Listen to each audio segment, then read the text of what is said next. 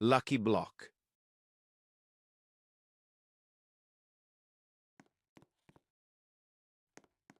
Tetete saur. Leru lerule.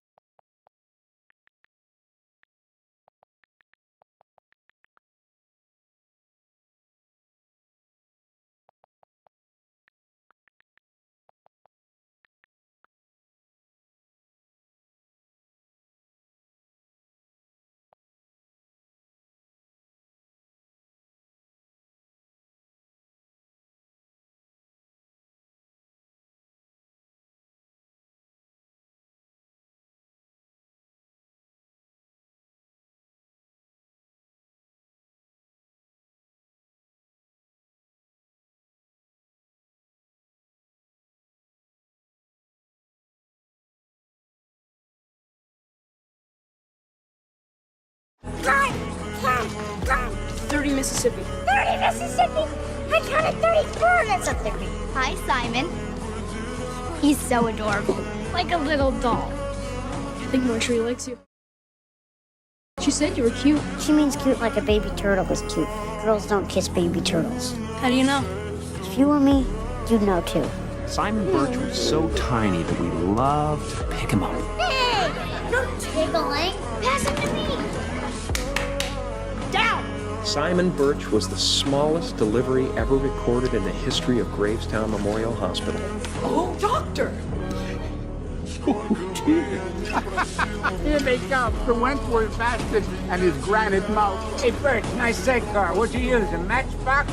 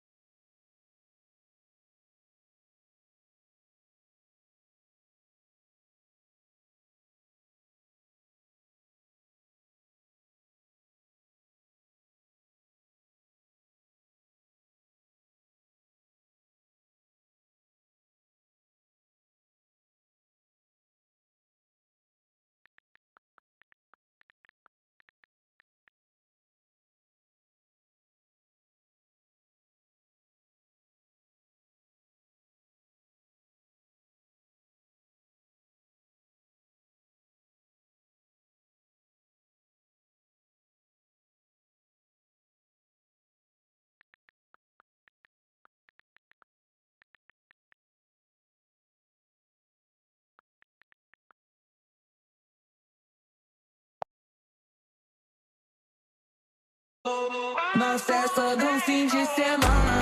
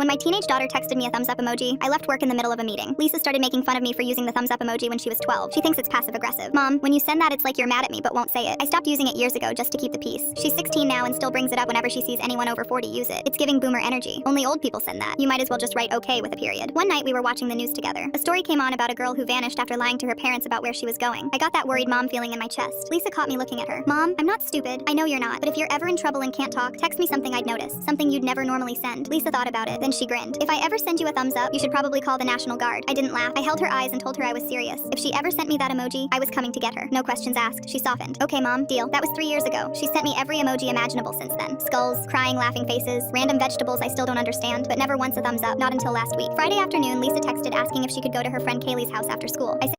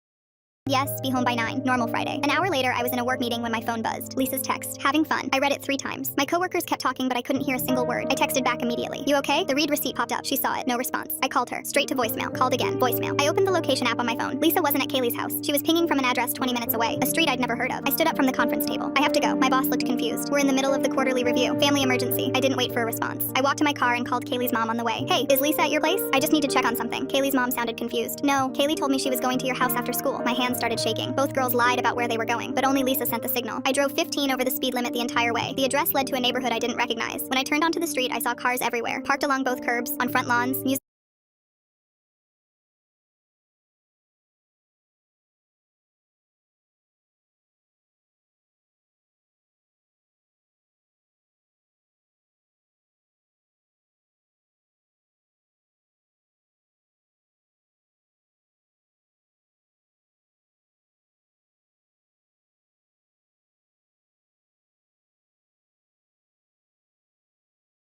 so loud I could hear it with my windows up. I parked and walked toward the house. The front door was wide open. Inside, I could see bodies packed together, red cups, smoke hanging in the air, and every single person looked way older than 16. I pushed through the front door. The music was so loud I could feel it in my chest. I scanned every face, but none of them were Lisa. These weren't high schoolers. They were college kids, maybe older. I grabbed a girl walking past me. Have you seen a 16-year-old? Blonde hair, pink sweater? She shrugged and pulled her arm away. I checked the kitchen, the living room, the backyard where a group was passing around a joint. No Lisa anywhere. I found a guy leaning against a wall who looked more sober than the rest. I showed him my phone with Lisa's photo. Have you seen this girl? He squinted at the screen. Blonde girl? Yeah, I think so. Some guys were talking to her earlier. They went down that hallway like 10 minutes ago. He pointed toward the back of the house. I was moving before he finished his sentence. The hallway was dark, 3 doors. I pushed open the first one. Empty bedroom. Second door, bathroom. A girl hunched over the toilet, not Lisa. Third door, locked. I pounded on it with my fist. Lisa! A male voice from inside. Annoyed. Occupied. Go away. I kicked the door right next to the handle. It shook but didn't open. I kicked again harder. The cheap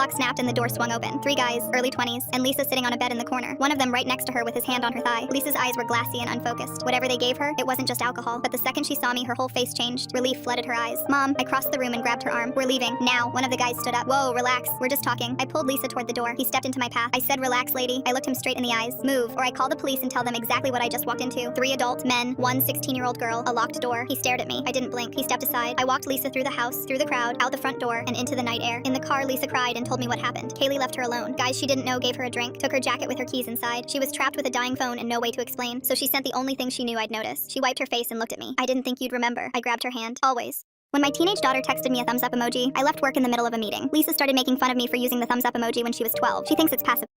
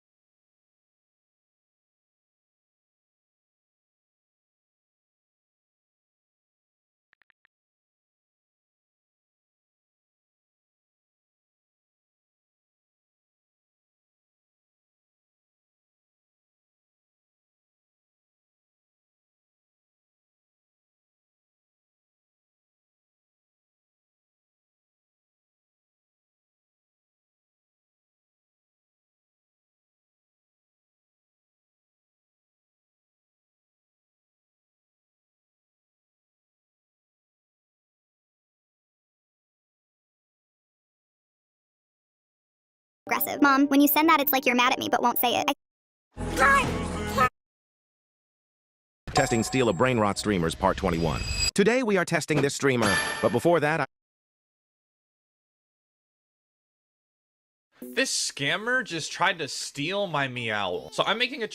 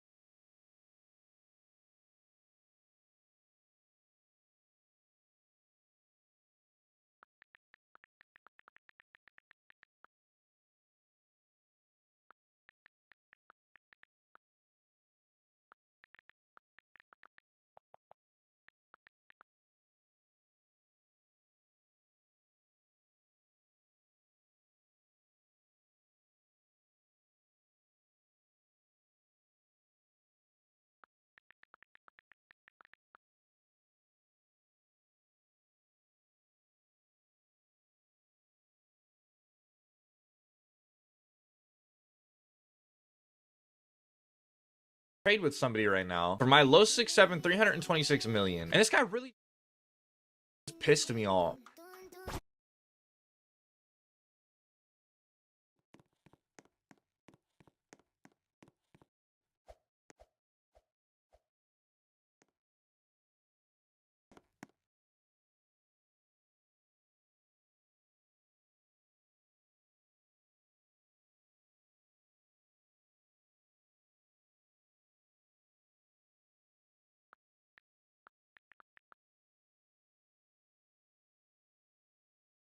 But hold up, are you guys wondering where So apparently I made a deal with you guys where I said I'd comment on your video. PTs don't want.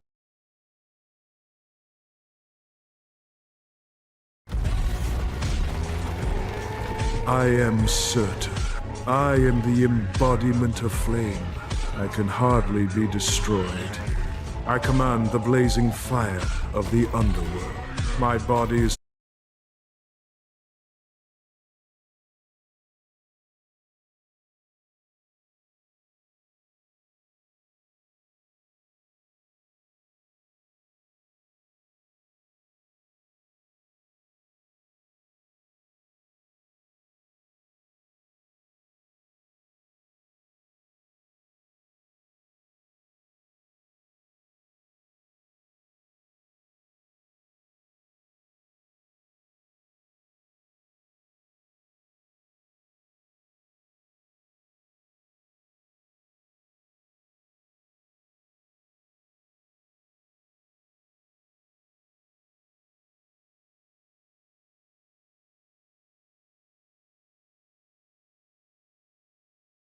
forged from eternal fire and molten rock. My weapon is a colossal blade called the Twilight Sword. It stands for destruction and rebirth, and my destiny is to bring ruin to Asgard. Long ago, Odin's two brothers sacrificed themselves to protect him. Before they fell, they infused their power and souls into Odin's body. Odin gained immense strength, and in the end, he defeated me. He took away the eternal flame, leaving me as a mere spirit, trapped in Muspelheim in endless slumber. Later, Odin's son Thor came to my realm. He sought to confirm the visions of Asgard consumed by fire, so he came looking for the truth. In the end, I captured him. I told him that Asgard would one day fall by my hand. I told him that, when my crown touches the eternal flame, I would rise again as a giant towering over a mountain. Destroying Asgard would be effortless. But I underestimated Thor. I did not expect him to defeat me with his mighty hammer. I was too weak then. My power was nothing like it once was. He took my crown back to Asgard and sealed it away, believing he could stop Ragnarok from coming. Soon after Odin passed. This scammer? Stay in your base, bro. Stay in your base, bro. Why do you keep going over there? Y'all seen that? He went over there twice. I'm getting bad vibes from this guy. If he starts running in plays, I know he's trying to desync and steal my stuff. This guy is suspicious, bro. I don't feel comfortable right now. He literally looks like somebody who would hack. Like, look at him. Where's he at? Oh, he's right there. All right, I got his items. Hold on. Let me move it down. Okay. Wait, what is he? Bro. What is he doing?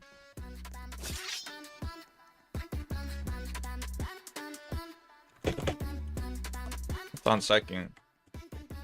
Bro.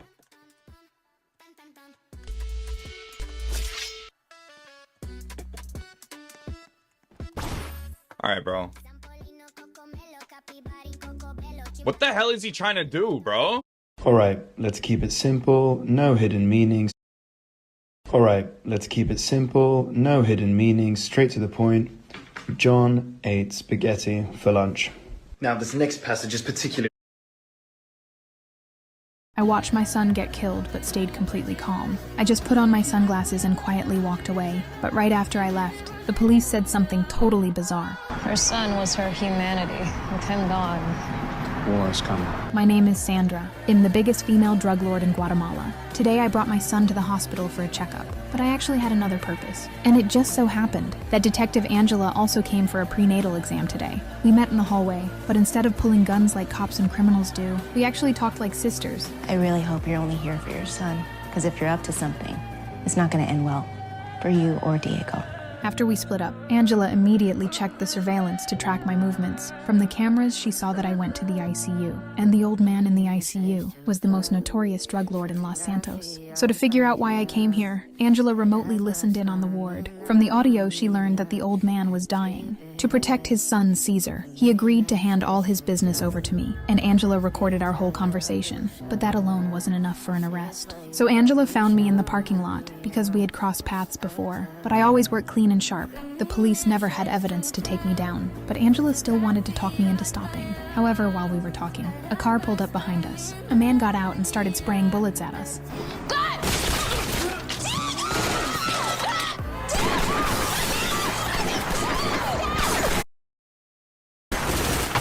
Then two more guys moved in on us. I looked at my son lying in a pool of blood, and rage instantly took over me. Just then, two patrol officers nearby heard the gunshots. They rushed over immediately. They quickly took one attacker down, and caught the other while he was reloading. At that moment, I completely lost control, and ran straight toward my son. Soon the police arrived on scene, and learned that Caesar had ordered the attack, because he didn't want his father's empire falling into outsider hands. But this time he messed up. I calmly walked onto the scene, bent down and looked at the ground, then touched the ground with my hand as my final goodbye to my son, and then I walked away without looking back.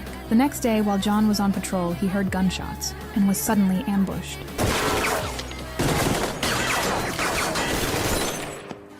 But by the time we found the attackers, they were already unresponsive. John guessed there must have been a gunfight nearby, but when they found the battlefield, the scene in front of them left everyone stunned. It was obvious a brutal fight had gone down here. The police immediately sealed the area. One group was wearing blue sneakers. That's the trademark of my gang. The other group was transporting raw materials. They were Caesar's men. Angela knew me very well. She was certain I wouldn't let this go, so she decided to come talk to me personally. And John had an undercover contact in Caesar's crew, so they decided to split up and take action. I watched my son get killed, but stayed completely calm. I just put on my sunglasses and quietly walked away. But right after I left, the police said something totally bizarre.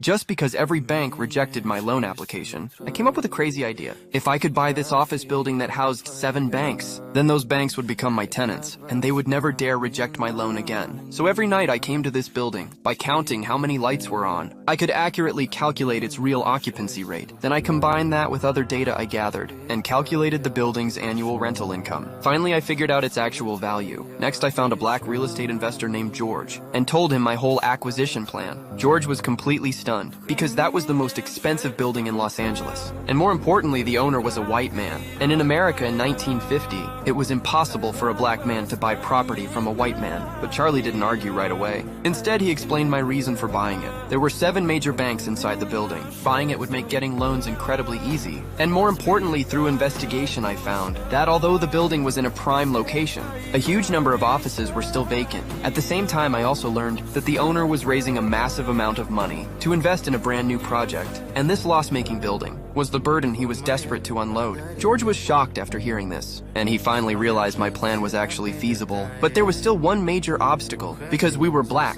If we showed up ourselves, the owner would reject us instantly. So we needed a trustworthy white man, and Charlie had already picked the perfect candidate. It was Matthew, the guy who had been renovating my house recently. Even though he was just a regular construction worker, he had big ambitions, and most importantly, he didn't discriminate against black people. But when he heard our acquisition plan, Matthew was instantly bewildered.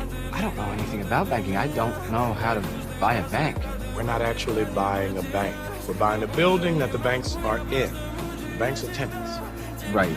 You just be the face of our partnership. You think I'm, qualified for this? Teach you everything you need to know. The next day, Charlie and I began fully training Matthew. We didn't just teach him financial knowledge. We personally taught him how to present himself. From playing golf to dining etiquette, we trained him carefully. After 3 months of training, Matthew still couldn't master everything, but his memory was incredible. He memorized every complex term and math formula. Then we created a flawless identity for him, a young oil tycoon from Texas who inherited a huge fortune. This identity was perfect and extremely convincing. When it was time to talk to the owner, Matthew impressed him with a beautiful golf swing. And just like that, he secured a chance to negotiate, and I had already calculated all the data that might come up, and made sure Matthew memorized every number perfectly. So at the negotiation table, no matter how the owner raised the price, Matthew always responded with numbers accurate to the decimal, and that shocked the owner. And in the end, the building, originally priced at $2.4 million, was bought by us for only $1.56 million. After successfully buying the building, I figured out the real reason it wasn't making money. The building was located in a prime area, but the previous owner only rented offices to prestigious white-owned companies. Yet big companies usually had their own headquarters, so demand for the building was low, so I immediately shifted the target to successful African Americans, like doctors, lawyers, and accountants. This group had a just because every bank rejected. Never set out.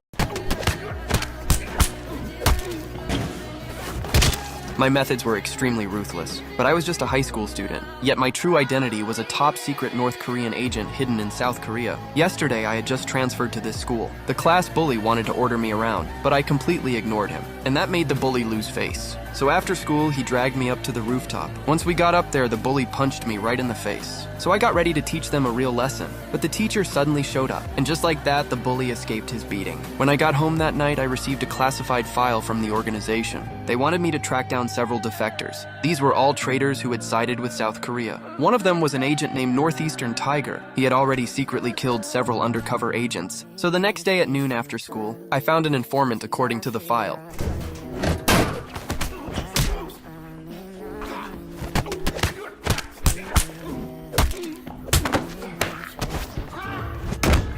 Then I started torturing him for answers, forcing him to give up clues about the traitor. But this guy was unbelievably tough. Even after I beat him half to death, he still tried to resist.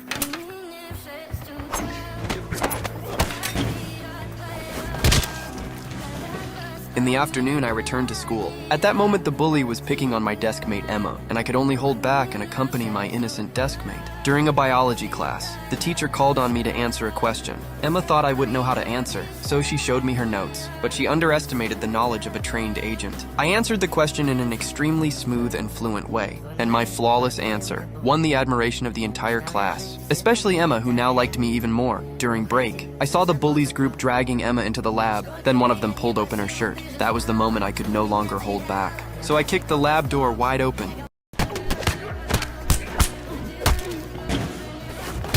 My methods were extremely ruthless, but I was just a high school student. Yet my true identity was a top-secret North Korean.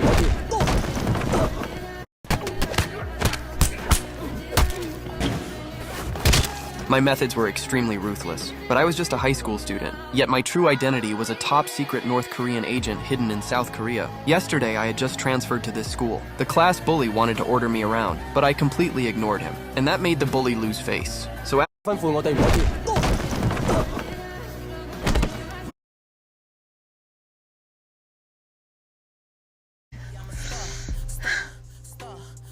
Catch me later. When my teenage daughter texted me a thumbs up emoji, I left work in the middle of a... Testing steel.